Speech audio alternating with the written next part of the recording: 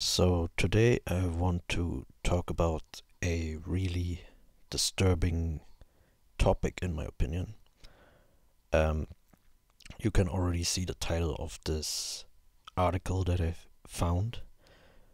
What does the future of feminist AI look like?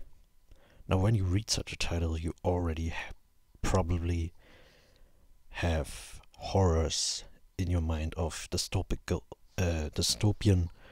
futures, right? So I want to show you this article. It's about AI systems in Africa and the future of that. And the author of this article also suggests that we should strive towards feminist AI.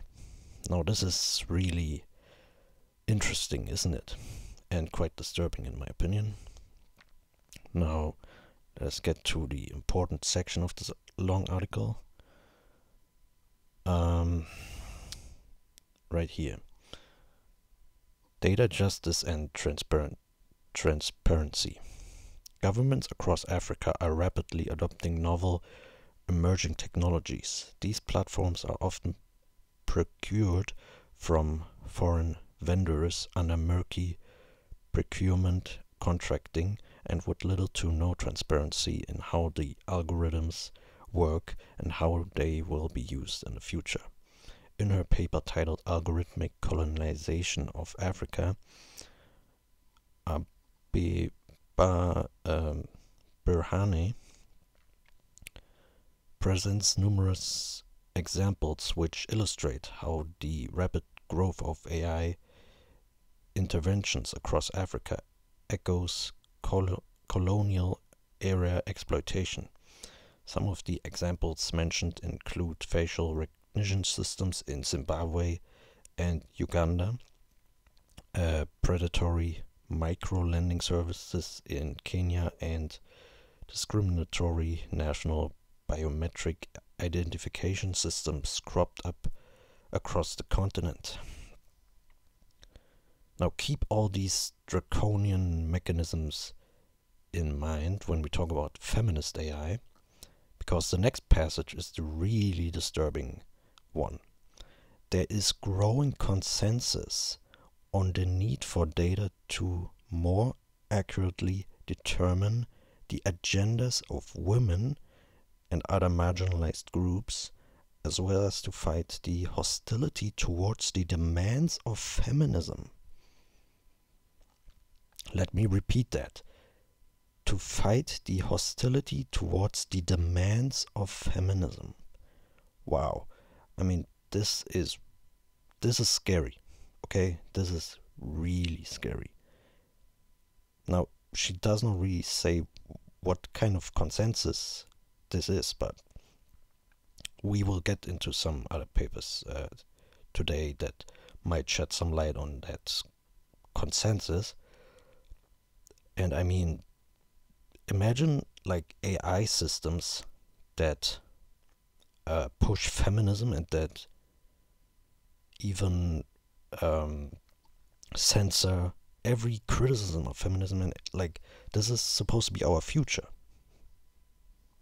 And I think the men's rights movement right now really should focus also more about like the future and how our world is changing in terms of technology and how this intersects with the threat of feminism, right?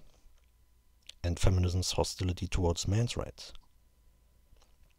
And to have a feminist AI being pushed is really dangerous. And let me show you also this.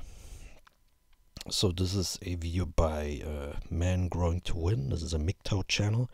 Now I am very critical of MGTOW. I don't support MGTOW. But this video here has some interesting things to show you about machine learning misandry. So basically machine learning systems and algorithms being misandric. And he shows this in this video.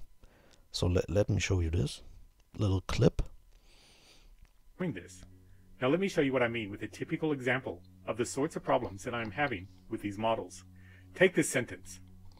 Together, we will seek out and explore the sex bots and virtual women which are being created for the pleasure of men. Now, by running this text through AI models, we can see that the top two emotions associated with this text are shame and hatred. You may well ask yourself, as I have when this sort of thing occurs, why the emotion of hatred? How is that relevant to the context? Now here's the interesting part. Let's do nothing more than simply swap the genders in our sentence. So now we have, together, we will seek out and explore the sex bots and virtual men which are being created for the pleasure of women. When we run this modified sentence through the same AI models, we get these two top results, shame and happiness. That's interesting, don't you think? The sex bots theme carries a strong element of shame, regardless of gender, and that's understandable, I suppose. But the really interesting part is that society equates the emotion happiness with sex in the context of pleasing women, and the emotion of hatred in the context of pleasing men. That's the only real difference between these two sentences that we fit into the machine learning models, the recipient of the pleasure. So what does this all mean? Well, here's my thoughts on the matter. Put simply, what these machine learning models have learned is that society hates men. It's not my words. This came straight from the AI models, which in turn, as I say, reflect the attitudes of society at large. Now this is really scary. To have already in these AI models the misandry of our society embedded. And imagine, like I said, feminist AI, okay, running machine systems. I mean, it's not just enough that there's a feminist movement out there that has completely penetrated our political, economic, cultural, and academic systems and institutions, but then also on a technological level, this is basically being pushed. And to show you further evidence of this, so here's like a paper called Mainstreaming Gender Equality in Smart Cities, Theoretical, Methodological and Empirical Challenges. And now, when I read this paper, I think it's safe to say this is written by a feminist, but I'm not completely sure, but probably it is, probably. So let me read you this.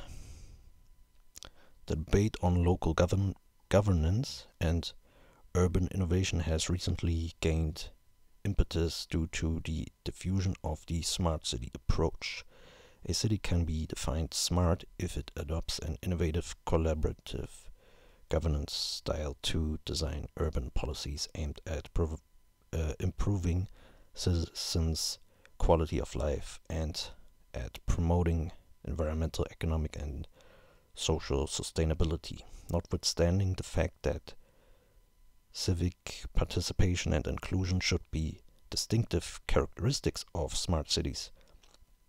Gender inequalities are often disregarded both by academic literature and in the implementation of smart strategies. Now, I want you to think about like the future. Basically, we are at the cusp of the fourth industrial revolution, and this also includes smart cities with AI technologies and Internet of Things and big data and all kinds of new technological innovations, right? And when the feminist movement and feminist policies gain hold of that, this could be nightmarish. Now, let me also show you this. This is from the same paper. It says right here, the program UN Habitat specifically addressed the importance of adopting anti-discrimination practices in order to empower women and girls in urban life. The Congress of Local and Regional Authorities of the Council of Europe adopted in 2004 the Resolution 176, Gender Mainstreaming at Local and Regional Level, a strategy to promote equality between women and men in cities and regions.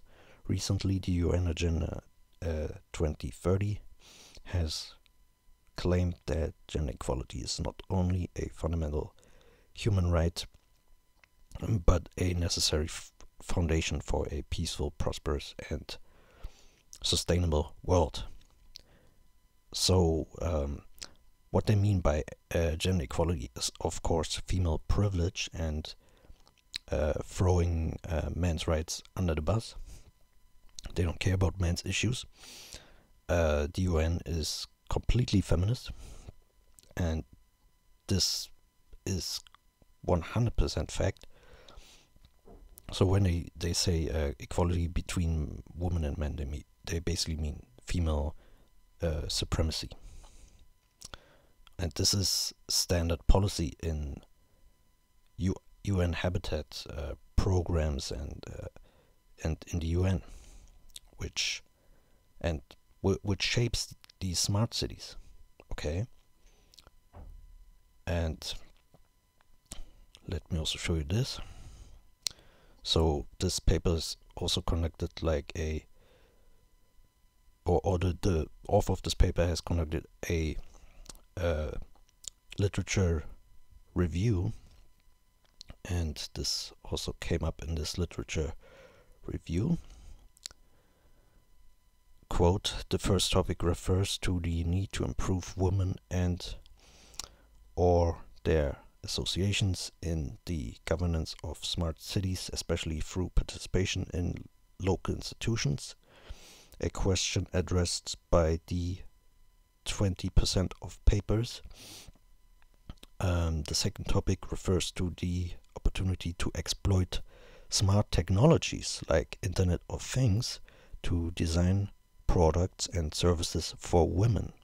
Remarkably, the highest number of articles in this group, 24%, 6 out of 15, proposes smart solutions enhancing women's safety based on smartphones and Internet of Things.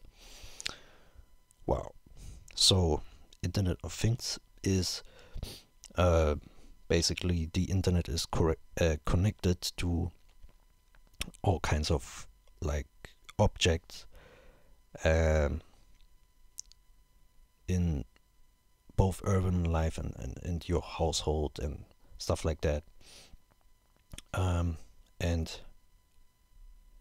when you have already these technologies designed only to push women's interests, but men's interests never come up, this already shows you the inequality of it. Alright.